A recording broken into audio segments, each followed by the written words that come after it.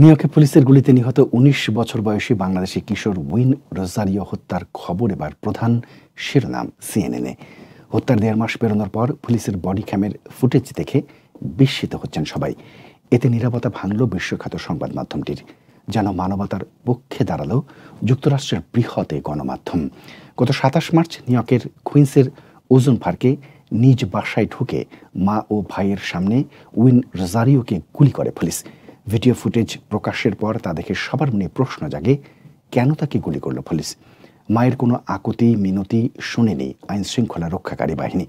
CNN বলছে, একজন মানসিক অসুস্থ কিশোরকে সহায়তা করতে গিয়ে তাকেই গুলি করে মেরেছে পুলিশ। মাত্র ২ মিনিটে ৪টি গুলি করা হয়। সমালোচকদের ভাষ্যে সিএনএন বলছে, এক্ষেত্রে পুলিশের প্রাণঘাতী অস্ত্রের ব্যবহার একেবারেই অপ্রয়োজনীয় ছিল। এটি মানসিক রোগে আক্রান্ত ব্যক্তিদের বিরুদ্ধে আইন শৃঙ্খলা রক্ষাকারী বাহিনীর সহিংসতার নজির হয়ে থাকবে। উইন রোজারিও হত্যায় ২ পুলিশের বিরুদ্ধে বিভাগীয় তদন্তের পাশাপাশি মামলা হয়েছে। সেই মামলা এখন বিচারাধীন। গত ২৭ মার্চ দুপুরে নিউইয়র্ক সিটির ওজন পার্কে উইন রোজারিও তার মা ও ভাইয়ের সঙ্গে কিছুটা অস্বাভাবিক আচরণ করে। এ সময় 911 নাম্বারে ফোন করে পুলিশের সহায়তা চাওয়া হয়।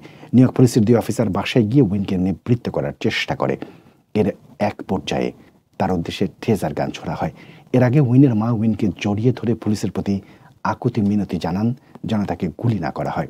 তবুও পুলিশ উপর্যুপরি টেজার ছোড়ে।